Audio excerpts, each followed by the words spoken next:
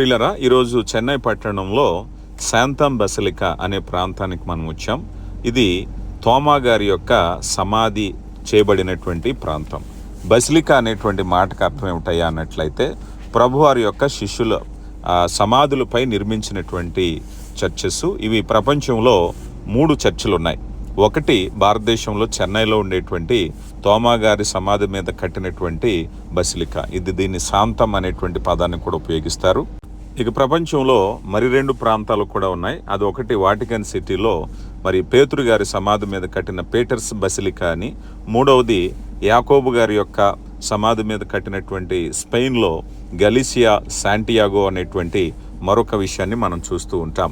ఇప్పుడున్నటువంటి ఈ యొక్క చర్చ్ బిల్డింగ్ ఏదైతే ఉందో సెయింట్ థామస్ కెథడ్రల్ బాసిలికా అని అనేటువంటి పదంతో దీన్ని పిలుస్తూ ఉంటారు.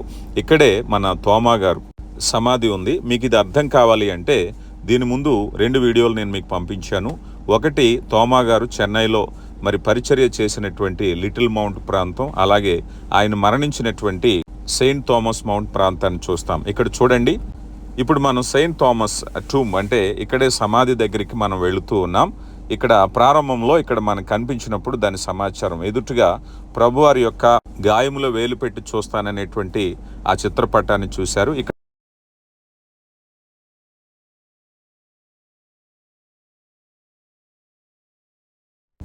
ఇక్కడ ఈ చిత్రపటాన్ని మనం చూస్తున్నాం కదా, ప్రభువారి యొక్క గాయాలను వేలు పెట్టి చూస్తేనే కానీ నమ్మనటువంటి విషయం. మరి ఆ చిత్రపటాన్ని ఇక్కడ చూస్తూ ఉన్నారు. ఇక్కడ సమాచారం అంతా కూడా అన్ని భాషల్లో కూడా లిఖింపబడి ఉండటం అనేది మనం చూస్తూ ఉంటాం. తోమా గారి దేశానికి రావటం, పరిచర్య జరిగించటం, ఈ విషయాలు కూర్చున్నటువంటి సమాచారాన్ని ఇక్కడ ఇలా రాశారు.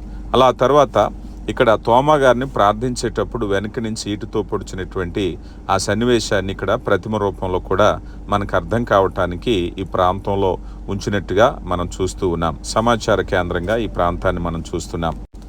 ఆ తర్వాత దీని వెంబడి మనం లోనకి ప్రవేశించినట్లయితే మరి ఇక్కడే తోమా గారి సమాధి చేసినటువంటి ప్రాంతం. ఇది ఒక మనకి చిన్న చర్చ్ ప్లేస్గా మనకు కనిపిస్తుంది. మరి లోపలికి వెళ్ళినట్లయితే ఆ ప్రదేశాన్ని మనం స్పష్టంగా చూడగలుగుతాం. మరి ఈ ప్రదేశాన్ని చూడటానికే సందర్శకులు అనేక ప్రాంతాలు, దేశాల నుంచి ఇక్కడికి వస్తూ ఉంటారు. మనకి తిన్నగా కనిపించేటువంటి ప్రదేశం ఏదైతే ఉందో ఆ ప్రదేశమే మరి తోమా గారిని సమాధి చేసినటువంటి ప్రాంతంగా మనం చూస్తాం.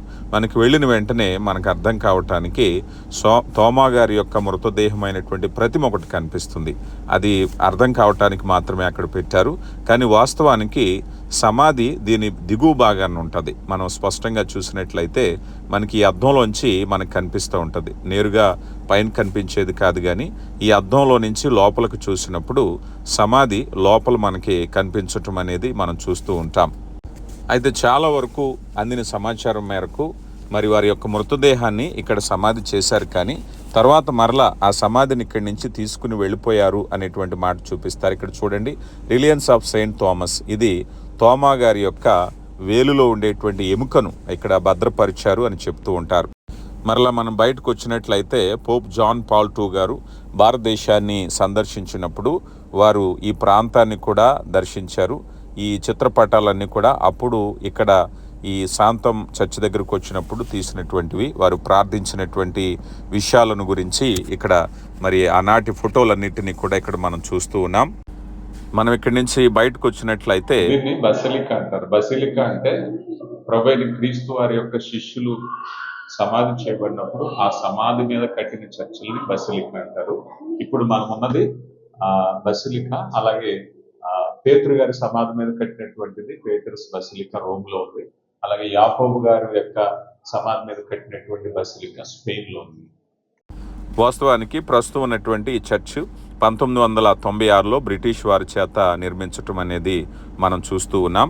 అయితే అంతకుముందు 16వ శతాబ్దంలో పోర్చుగీస్ వారు మరి యొక్క చర్చిని నిర్మించారు. అంటే దాని స్థానంలో ఒక విశాలమైనటువంటి ప్రాంగణాన్ని నిర్మించారు. ఇక్కడ మీరు చూస్తున్నారు కొన్ని ప్రతిమలు ఇక్కడ మనకు కనిపిస్తుంది. ఇవన్నీ కూడా చారిత్రకమైన ఇన్ఫర్మేషన్ సెంటర్. ఇక్కడ ఉండేటువంటిది తోమా గారు ఒక చేతితో బైబిల్ పట్టుకుని ఒక చేతితో దీవించే విధంగా ఉండేటువంటి హస్తాన్ని ఈ ప్రతిమ ఇది. అది మరి అక్కడ పురావస్తు త్రవ్వకాల్లో దొరికినట్టుగాను, దాన్ని ఇక్కడ భద్రపరిచినట్టుగాను దాని సమాచారాన్ని ఇక్కడ అందించారు. ఇప్పుడు ప్రస్తుతం మనం ఉండేటువంటిది ఇన్ఫర్మేషన్ సెంటర్. ఈ ఇన్ఫర్మేషన్ సెంటర్లో వారు పరిచర్య చేసినటువంటి దినాల్లో ఈ ప్రాంతాల్లో దొరికినటువంటి రాతి శిలల మీద ఉండేటువంటిది. ఎందుకనంటే తోమా గారు ఇక్కడ పరిచర్య చేసినటువంటి సమయం సుమారు 2000 సంవత్సరాల క్రితం జరిగింది కనుక అప్పటి నుంచి తర్వాత కాలంలో కూడా కొంతమంది పోర్చుగీస్ వారు రావటం, తర్వాత మరి ఆ బ్రిటిష్ వారు కొనసాగించటం, ఇలాగ ఎన్నో విషయాలను గురించి ఇక్కడ మనం చూడవచ్చు. అంటే అన్నీ కూడా తోమా గారి దగ్గర ఉపయోగించిన వస్తువులని మనం చెప్పడానికి వీల్లేదు. ఇక్కడ మనం చూస్తున్నాం కొన్ని రకాలైనటువంటి ఎముకలు కూడా, అంటే పురాతన కాలంలో ఉండేటువంటి ఎముకల అవశేషాలు ఇక్కడ దొరకటం, వాటన్నిటినీ కూడా ఇక్కడ భద్రపరిచారు.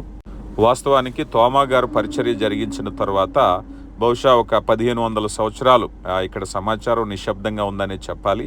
తర్వాత పోర్చుగీస్ వారు రావటం, వచ్చిన తర్వాత ఇంచుమించు 15వ శతాబ్దంలో ఇక్కడికి వచ్చారు. అప్పటి నుంచి వీటి మీద దృష్టి పెట్టడంతో అప్పటి నుంచి ఈ సమాచారం అనేది బయటికి రావటం, ఆ తర్వాత మరలా బ్రిటిష్ వారు దీనిని కొనసాగించటం, ఇప్పుడున్న పరిస్థితులను మనం చూడగలుగుతాం.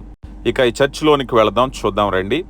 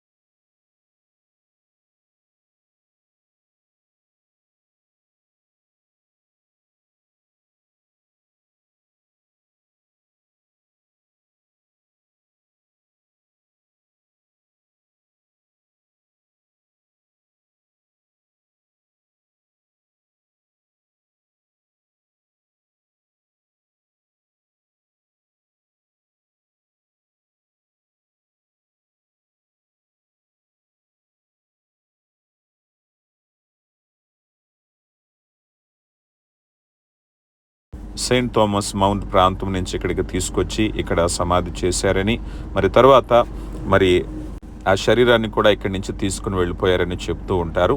ఇవన్నీ చారిత్రక విషయాలే కానీ బైబిల్ ఆధారంగా మనకి కనిపించవు. ఏదేమైనా చారిత్రక ఆధారంగా మరి ప్రభు శిష్యుడైనటువంటి తోమా గారు మన దేశానికి రావటం, మరి మనం ఎంతో సంతోషించవలసిన విషయం.